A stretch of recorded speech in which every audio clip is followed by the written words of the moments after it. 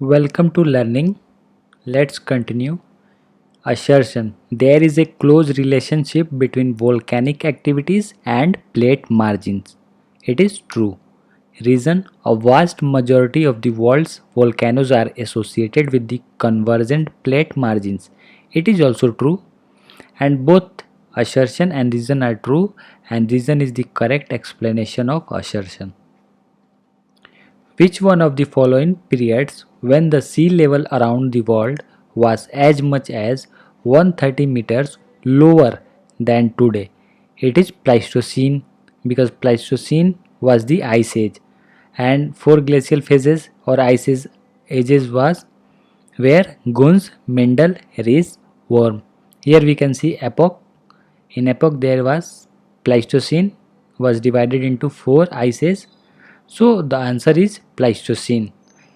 Pleistocene epoch, where the sea level was 130 meters lower than today.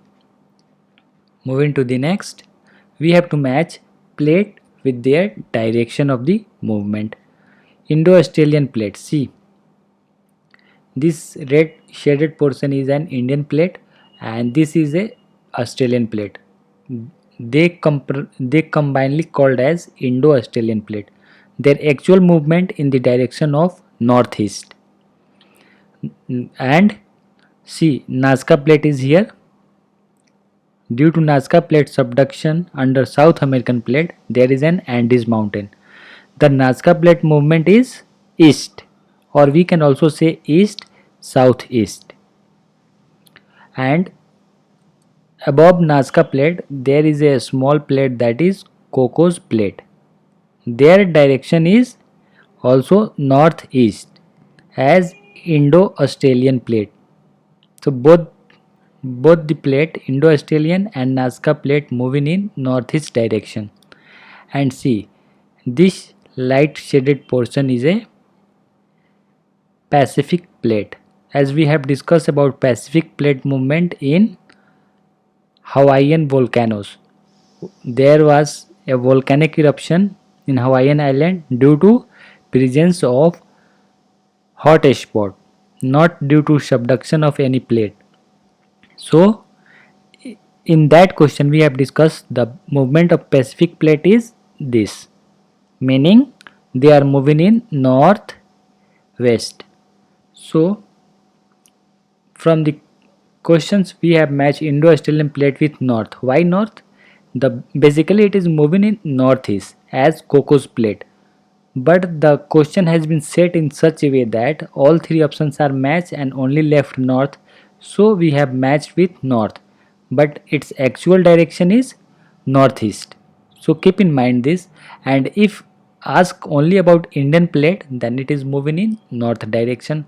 But here it has been combinedly said Indo-Australian plate, that is moving in northeast direction, and Cocos plate northeast, Nazca plate east, or we can also say southeast, Pacific plate northwest. So it was the match the following type question. So we have sometime we have to match with most appropriate answer. So once we have matched B, C and D correctly, only whatever left, that is north, so we have matched with north. But basically Indo-Australian plate is moving in northeast direction. Hope it is clear. See, this is an Indian plate, Indo-Australian plate moving in northeast direction, as Cocos plate is moving also in northeast direction. See, this is a Cocos plate moving in northeast direction, and here we can also see the movement of Indo-Australian plate in northeast, Nazca plate in east, Cocos plate is also moving in northeast as Indo-Australian plate, and Pacific plate is moving in northwest direction. Match with scholars with their theory. Harry Hess has given seafloor spreading, Jeffrey thermal contraction theory, Hutton doctrine of uniformitarianism, Hall and Dana theory of geosyncline. The premise that the present day processes have been operating throughout geological time is the principle of uniformitarianism. We have already discussed this question is very important because it has been repeated again and again. That means it is the most important theory or concept. So let's discuss about others terms, that is catastrophism as isosty, diastrophism, uniformitarianism. See, isosty is the equilibrium that exists between parts of the earth crust which behaves as if it consists of blocks floating on the underlying mantle, rising if material such as an ice cap is removed, and sinking if material is deposited. We can compare with the buoyancy force, just like if we put a water full bucket and if we put something that will displace, that is something related to that. So it is basically an equilibrium. Isosty is an equilibrium between earth crust and mantle, and earth crust move on mantle. Now the other term is important. Catastrophism is the theory that earth has largely been shaped by sudden, short-lived, violent events.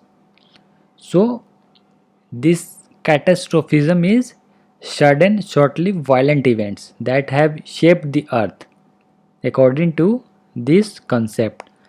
But on contrary to this, uniformitarianism sometimes described as gradualism.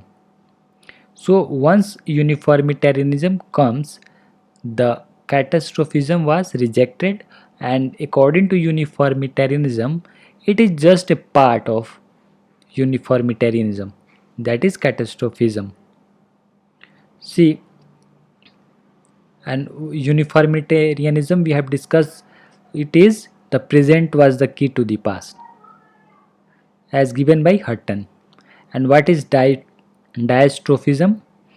It is also called tectonism, is a large scale deformation of earth crust by natural processes leading to the formation of continents and ocean basin, mountain system, plateau, rift valleys and other features by mechanisms such as lithospheric plate movement, volcanic loading.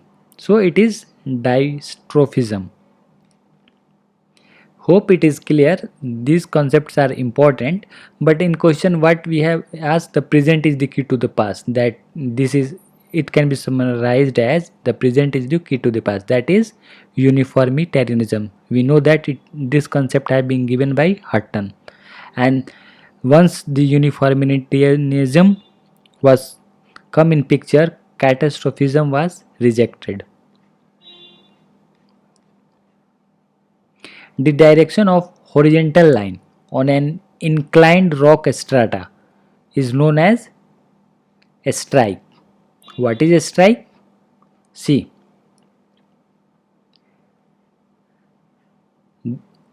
here, this part, the horizontal line, east to west, is an strike. And what is dip? Dip is basically, it is an angle from this. See, this is a base, and how much the inclination of this part, at what degree, that is dip.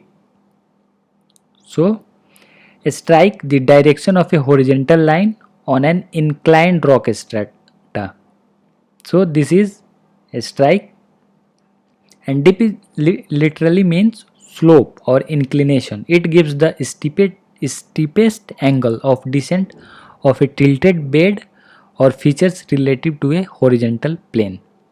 So it is clear, this east to west, the horizontal line is a strike, and what is dip?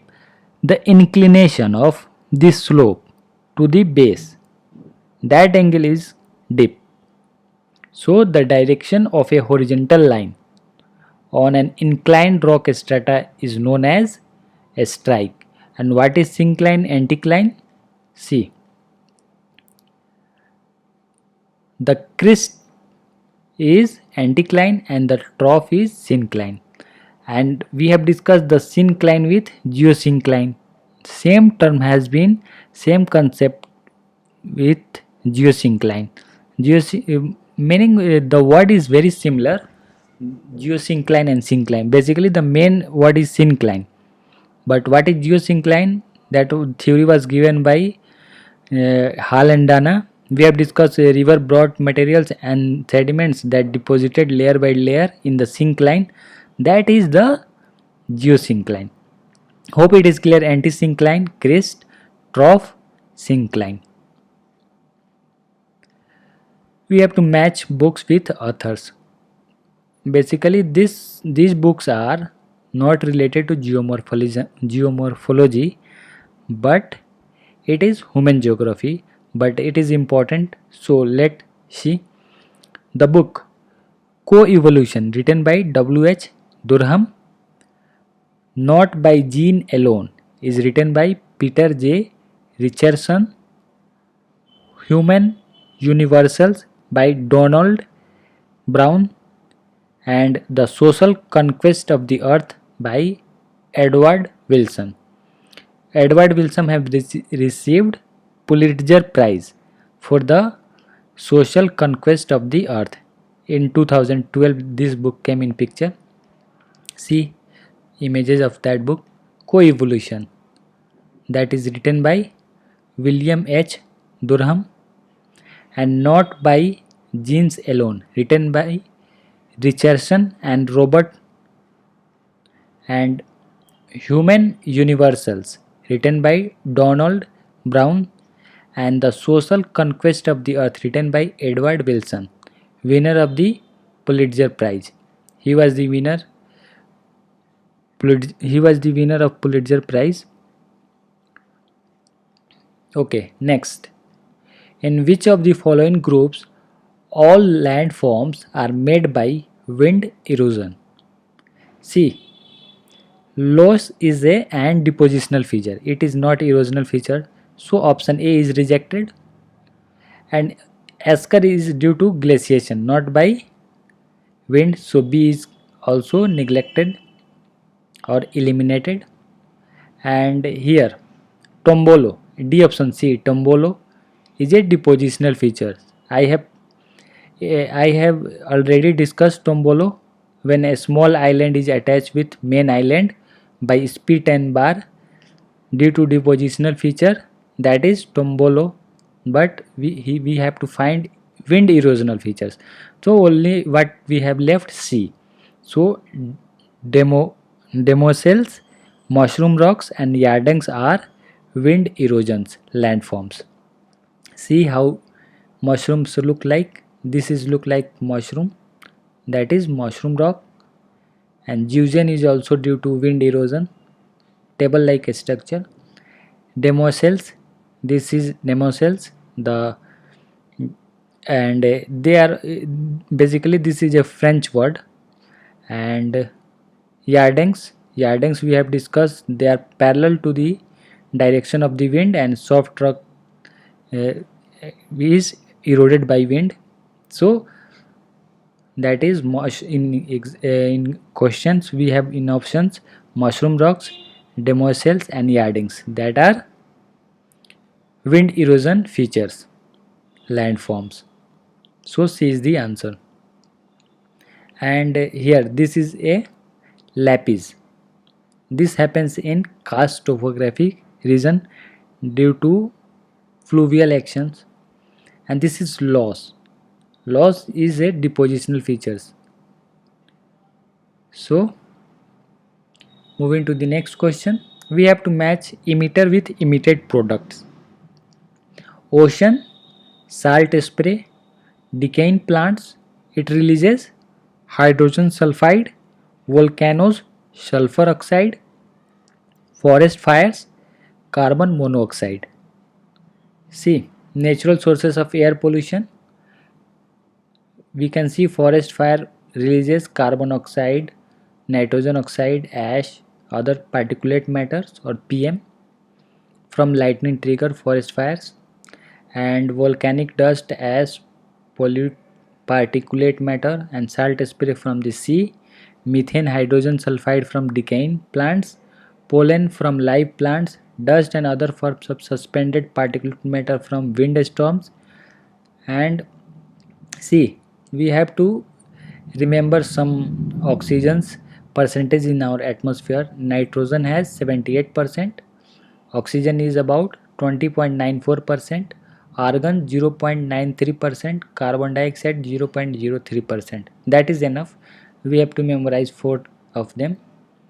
Sometime we have to arrange, or we can ask, they can ask about what is the percentage of oxygen in our atmosphere. It is 20.94. The most abundant is nitrogen, 78%. So here in question, what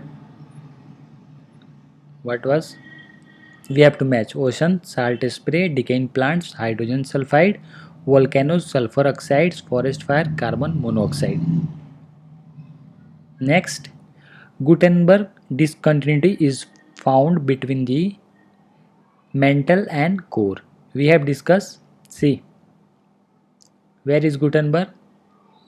Here, core and mantle. The discontinuity is known as Gutenberg's discontinuity.